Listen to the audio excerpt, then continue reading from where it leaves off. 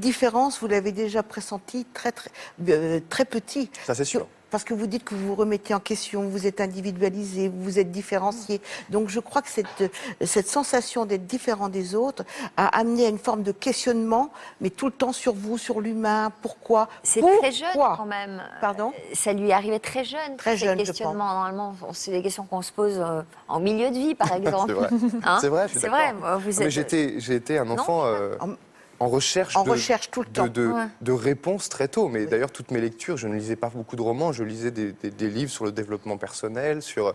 À quel âge? À 5 ans? Non, pas à 5 ans. Vous étiez un peu précoce ou pas? Non, pas à 5 ans. Non, je pense que, ouais, dans l'adolescence, déjà, j'étais très attiré par une certaine forme de construction personnelle. Oui. Et par le pourquoi.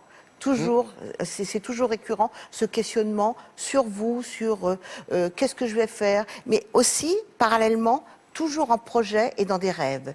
Et c'est ce qui fait de vous une personnalité résiliente. Je veux dire que on ne peut, et puis vous les éliminez autour de vous tout ce qui pourrait fragiliser votre questionnement et votre avancement et la réalisation de votre projet. Vous restez sur le bord de la route, vous éliminez, vous faites vite le tri. Bah, en fait, je pars toujours de ça, mais je l'ai senti très fort et je le ressens encore plus aujourd'hui. J'aime le mouvement. Oui. Et j'ai aucun problème à mettre fin à quelque chose si je ne suis plus en accord, si parce que mon évolution voilà, m'emmène quelque part, et avec des gens, avec des événements, avec des lieux, avec des projets.